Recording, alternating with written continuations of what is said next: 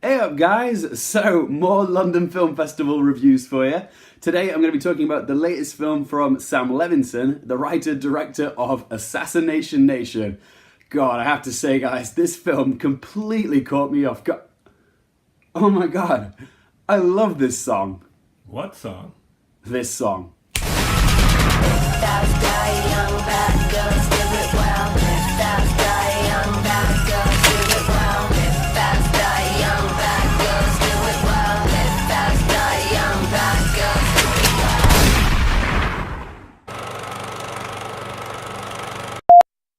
I'm not a bitch. I'm a feminist. You guys ever wondered what a lesbian librarian looks like? I was going for the look of the girls in the movie, but didn't quite nail it, but you know what? Points for effort. Alright, so let's talk about Assassination Nation. What genre of film does this fall into? I wish I could say for certain, but it's kind of a hodgepodge of many different things. It's a biting social and political satire, it's a dark coming-of-age comedy, it's a bit of a thriller and a bit of a gory horror, it's excessively gratuitous and subversively feminist. So think of it as a cocktail of Heathers, Mean Girls, Sucker Punch, and The Purge in one. Sounds delicious, doesn't it? Assassination Nation loosely parallels the play The Crucible, which was written by Arthur Miller, which was about 4 women in a small town who were accused of witchcraft. Sam Levinson's film gives the source material a postmodern twist. It still focuses on 4 women, but instead of them being persecuted for witchcraft, they are seen to be the perpetrators of a mass data hack in their town of Salem. Salem was the name of the town in the plays, so you get the idea. Assassination Nation is an audacious, explosive ride of blood, glitter, and neon. The opening scene of this film comes complete with a trigger warning of all the disturbing content that we're letting ourselves in for, full of isms and phobias, as well as more woke terms that you're probably familiar with, like the male gaze, toxic masculinity, and fragile male egos. It's completely unapologetic and purposefully in your face. So right from the start, you will either be dazzled by Levinson's abrasive approach, or you'll find it obnoxious and gratuitous. Usually I find a film that feels the need to literally spell out its themes to you quite lazy. But Levinson's give no fucks approach surprisingly worked for me, because its lack of subtlety works to its advantage. We are living in a hypersensitive, unstable environment at the moment. This is the time of mass scrutiny, cyberbullying, and corrosive social media. Youth culture is all about image, online and offline. Privacy is totally dead because of social media, which is both a tool and a detriment. Our constructions of our online identities is a house of cards. All it takes is one nude selfie, one passively racist, homophobic, or politically incorrect comment, one scandal for it all to come toppling down. Assassination Nation explores this idea in a satirical, over-the-top way around our 4 female leads. And Levinson's message comes at you with the full force of a wrecking ball. He does have something to say, but often forgets what it is he's trying to get across. Right, so let's start with the positives.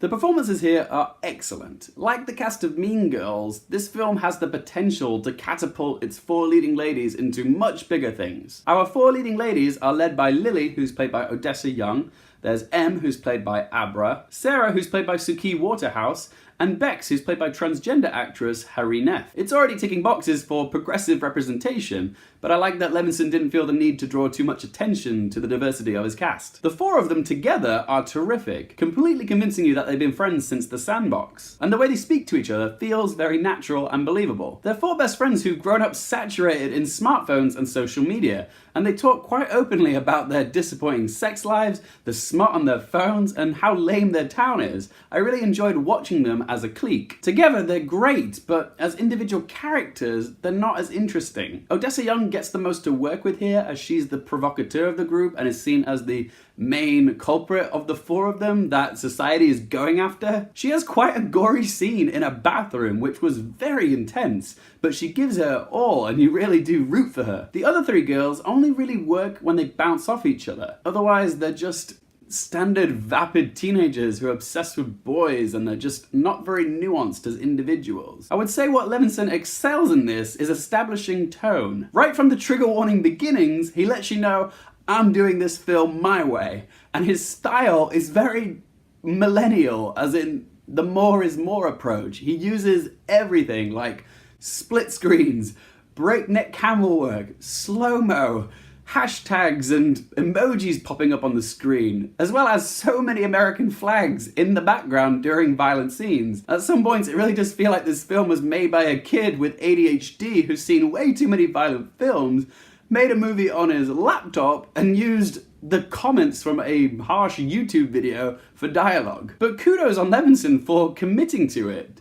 This film won't be to everyone's taste, but you can't accuse him of half-arsing his efforts. He really has excelled in making a vibrant, violent, fun social satire. It may not have the existential nihilism of Black Mirror or the intelligence of Fight Club, but it does have a consistent flavor and aesthetic throughout. But I also need to give special mention to one scene in particular of this film, and that's this home invasion scene at M's house. This scene is by far the best thing about this film. It's shot as one continuous tracking shot outside of M's house. The camera peers in through the window like some perverted voyeurist looking at the four girls as we see mob members trying to break into the house. It's shot from 2 different levels, from 3 different sides of the house, and in one continuous take.